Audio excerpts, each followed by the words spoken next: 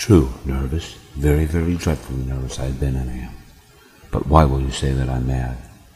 The disease has sharpened my senses, not destroyed, not dulled them. Above all was the sense of hearing acute. I heard all things in heaven and in earth. I heard many things in hell. How then am I mad? Hearken and observe how healthily, how calmly I can tell you the whole story. It is impossible to say how first the idea entered my brain, but once conceived it haunted me day and night. Object there was none, passion there was none. I loved the old man. He had never wronged me, he had never given me insult. For his gold I had no desire. I think it was his eye. Yes, it was this. One of his eyes resembled that of a vulture, a pale blue eye with a film over it. Whenever it fell upon me, my blood ran cold, and so, by degrees, very gradually, I made up my mind to take the life of the old man, and thus rid myself of the eye forever. You think I'm mad, but no madman could ever have proceeded with the wisdom, the caution, the foresight that I did the week before I killed the old man. Each night I so gently opened the door to his room, just enough to admit my head in the lantern, sometimes taking an hour to do so. Would a madman have been so wise as this? Then so cautiously I allowed a thin beam from the lantern to fall on the vulture eye for 7 nights. But always it was closed, and so impossible to do the work. For it was not the old man who vexed me, but his evil eye. Upon the 8th night I was more than usually cautious in opening the door. I watched his minute hand moves more slowly than did me. I had my head in and was about to open the lantern when my thumb slipped on the fastening. I kept still and said nothing. His room was pitch black with thick darkness. I knew he could not see the opening of the door. For an hour I did not move, neither would he lie down. Then there came to my ears a low, dull, quick sound. I knew that sound, the beating of the old man's heart. Beating in me a fury as the beating of a drum simulates a soldier into courage. The hellish tattoo of the heart increased. It grew quicker and louder every instant. I opened a very little crevice in the lantern. A single ray like the thread of a spider shot out from the opening, falling full on the vulture eye. It was open, wide, wide open. The old man's terror must have been extreme. The beating heart grew louder and louder.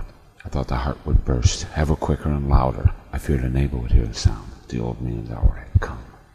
"Enough! Stop that sound! Close that hideous, evil vulture eye! Stop it! Stop that noise! Stop that breathing! No more noise! No more eye!" The beating had ceased. The old man was dead. I examined the corpse. Yes, he was stone dead. I placed my hand upon the heart and held it there many minutes. There was no pulsation. The old man was stone dead. His eye would trouble me no more.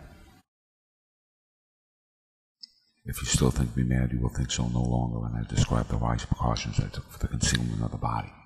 The night waned, and I worked hastily, but in silence.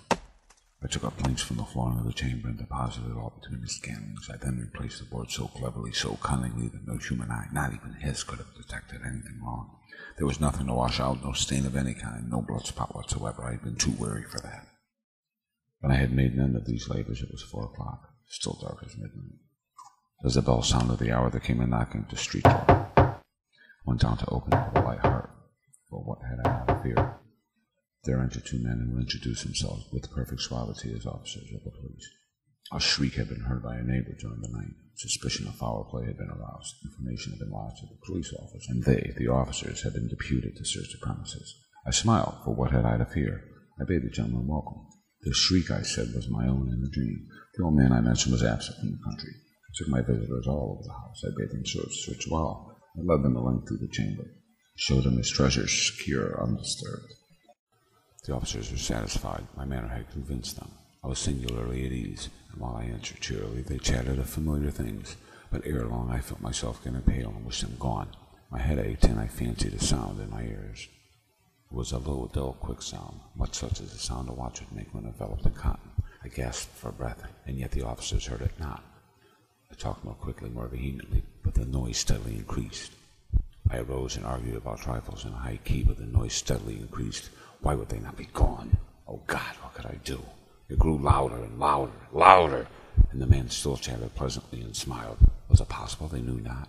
Almighty God, no. They heard, they suspected, they knew. They were making mockery of my horror. This I thought, and this I think.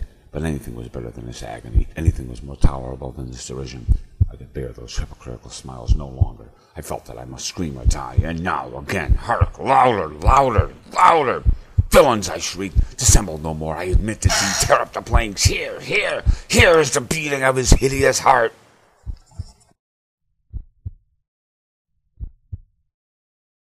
You see, I'm not mad. It's my acute sense of hearing. When I thrust my head through the window of the police van, they call it madness. It was only to escape the sound, the beating of the old man's heart. Even now I still hear it, but I'm in control. Beat on, hideous heart, I ignored you. Loud as you beat, the old man can't come back. I'm free of his eye forever. That's right. Just keep talking while I remove these bandages. That's the last one. Some of the scars need time to heal, but you're coming along nicely. Amazing luck with all the glass we had to remove. Have a look in this mirror over here. See? See what lucky man you are? 5 stories down. What a loony. I don't understand. He just glanced at the mirror and jumped. What drove him to it? His injuries weren't serious or deforming. Just a few scars and a temporary discoloration of one eye caused by glass particles.